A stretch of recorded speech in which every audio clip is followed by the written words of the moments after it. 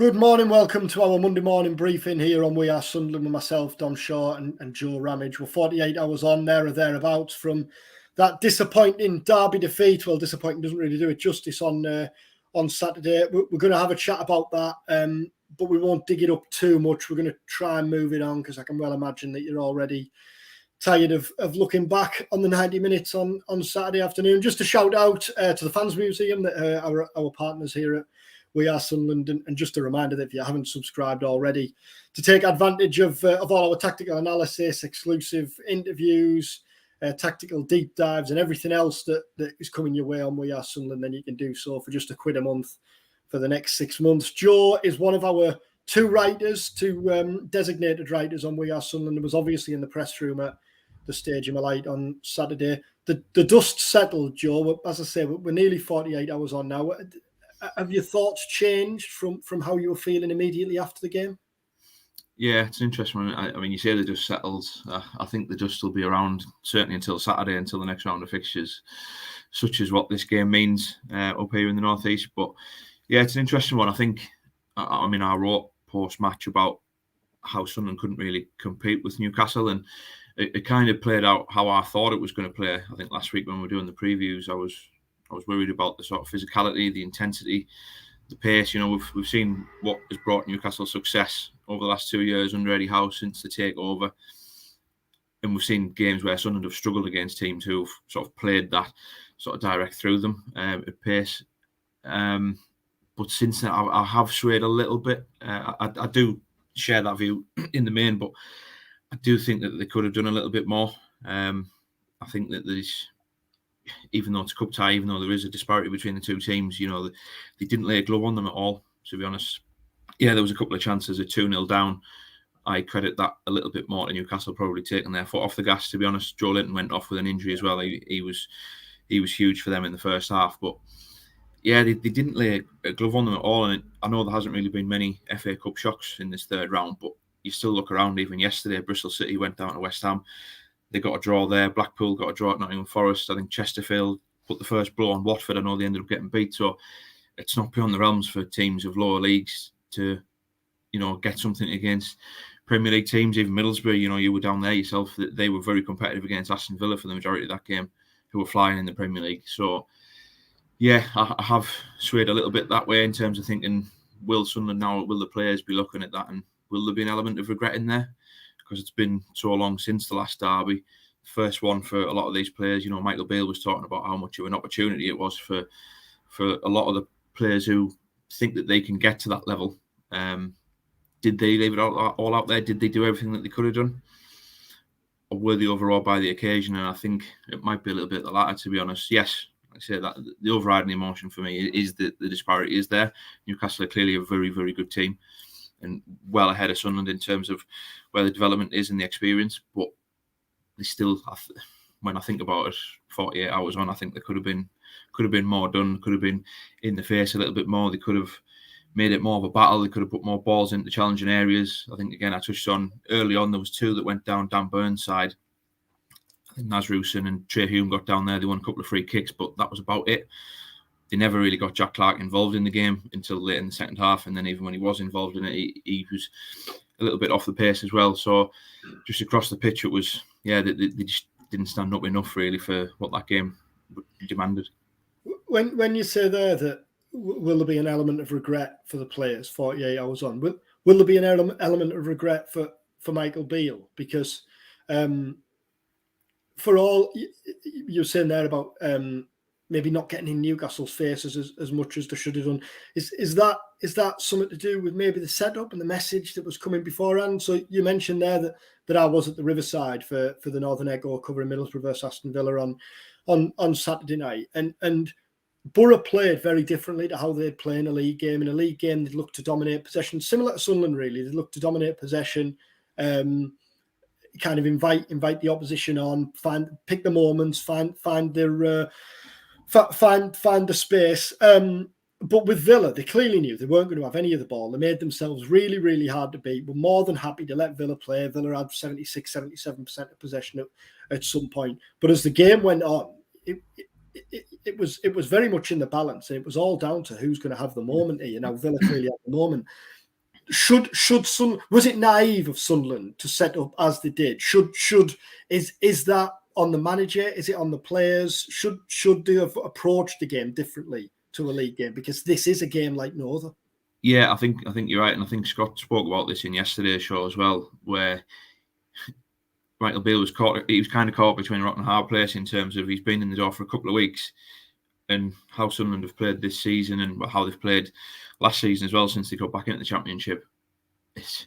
You don't want to stray too far away from that because it is what is working. So if he's coming in just a couple of weeks ago to then try and continue that, do you just tear it all up for this one game? Do you try and go against what you're telling them to do every other week? So I do kind of get that, but yeah, you have to be able to adapt to it, and it became so obvious so early in that game that they wouldn't be able to do that. I mean, Newcastle's three forwards, they were camped on the edge of Sunderland's penalty area when Anthony Patterson was having a goal kick. He had Isaac Gordon and Almiron. They were literally stood on the 18-yard line as close as they can get. That is how high the press was. Obviously, then if there was a couple of times they did go long, which was then coming back, but which makes it difficult. But there has to be an in-between. They had to try and find a way to work it out. In the second half, Michael Beale had obviously told them at half-time to continue trying to do what you do, and it caught them out within 30 seconds. And as soon as that goal went in, it really was game over at 2-0.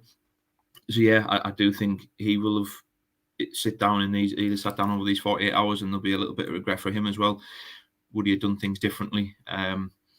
Yeah, I think he would have done. I mean, the changes, I think he turned around and said that he looked at his bench and they just got younger and younger as he looked along the line, but that is kind of where Sunderland are at. So you either use them or you don't use them.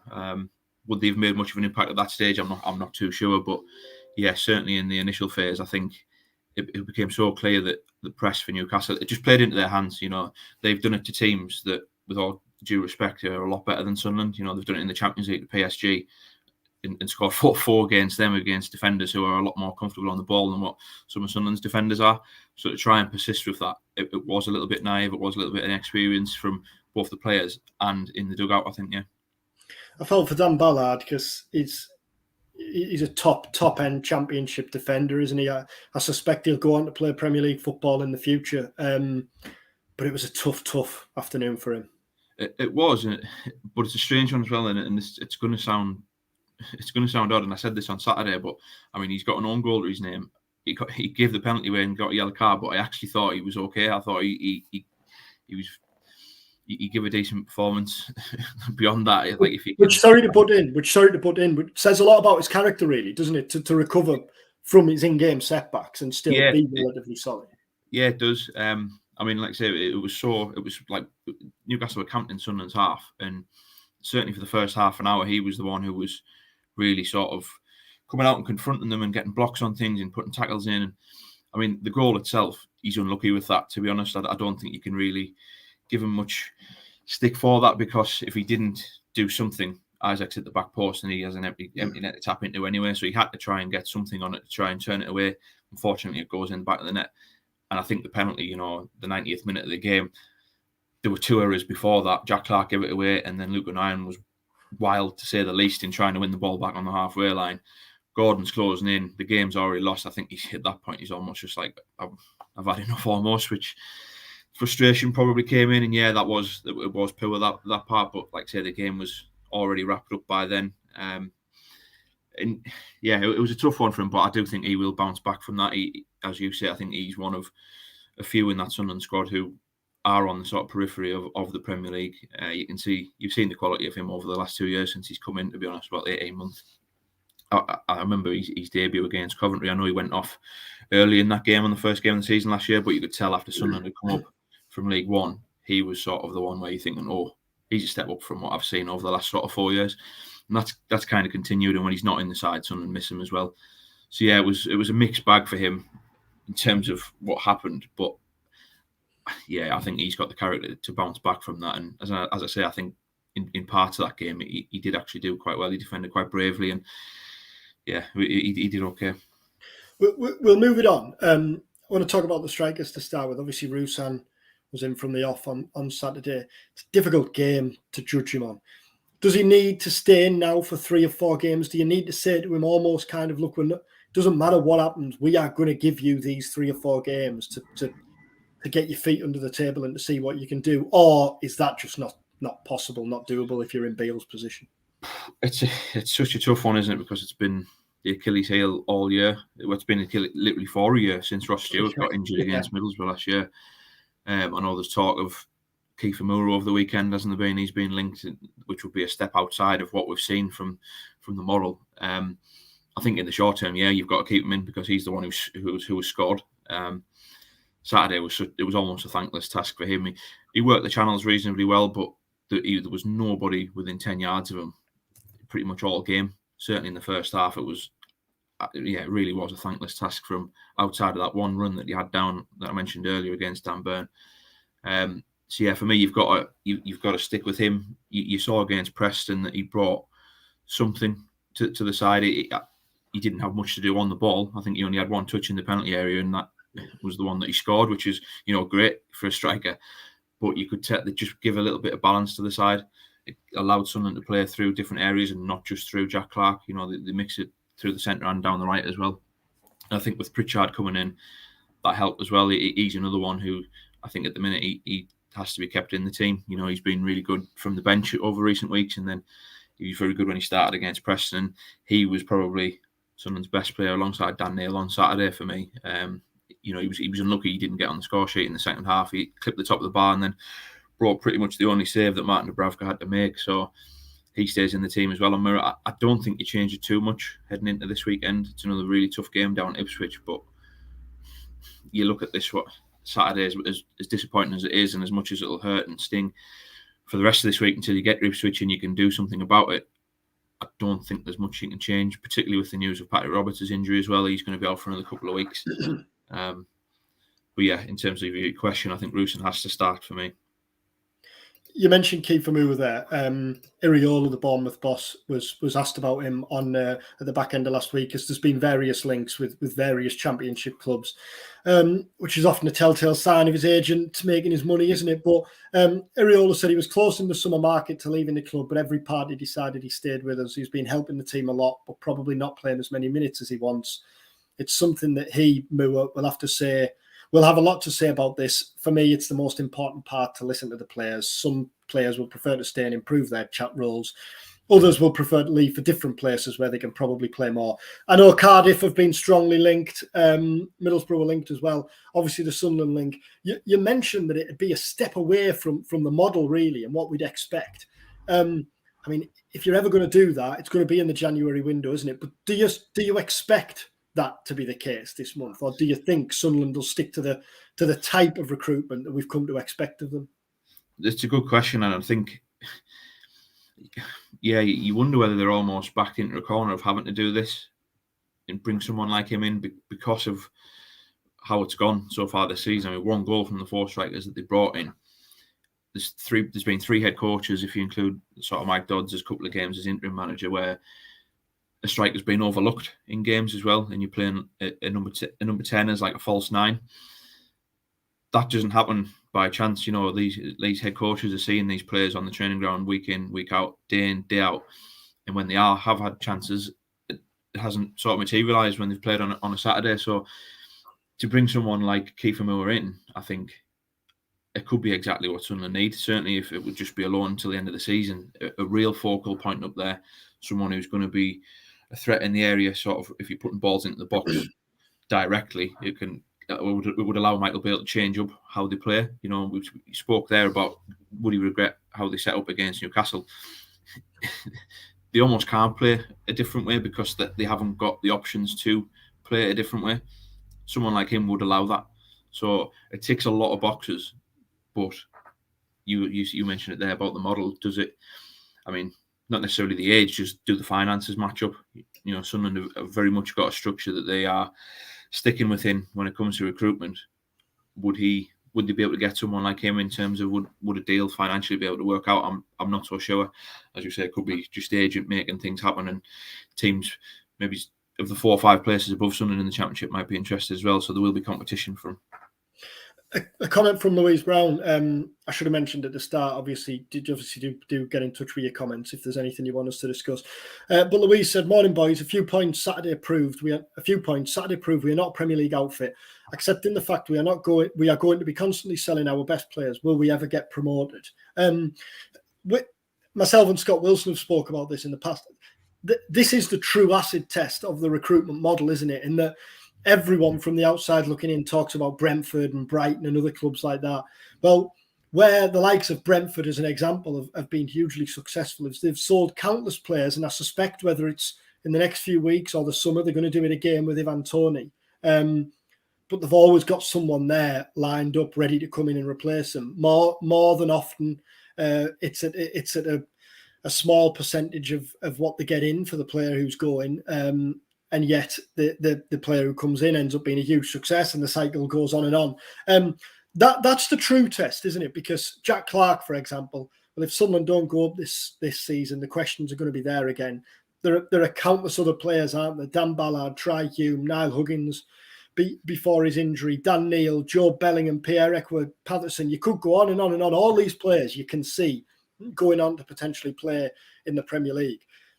You can't really answer that question until we see it in practice, can you? No, you can't. I mean, you can look back at the Fulham FA Cup tie last year, and Sunderland did well. I mean, Jack Clark in particular, he did well in that. I know he's taken the brunt of the weekend just because he is Sunderland's talisman, so there was so much expected of him. But again, you look at the level of Newcastle on Saturday compared to Fulham last year. It is just the way that it works, isn't it? You've got to sell them at the right time for the optimum price. And as you say, you've got to have somebody back in or in line to then replace them. At the minute this season, certainly up front, the options that have come in, if you're thinking of Stewart going out, they haven't lived up to that. And that coupled, and I think with everything that's happened over the last month because of this derby and this cup tie and the way that it's gone, it's added a little bit of pressure on to the hierarchy and getting things right, whether it be this month or then in the summer, because that month has gone down.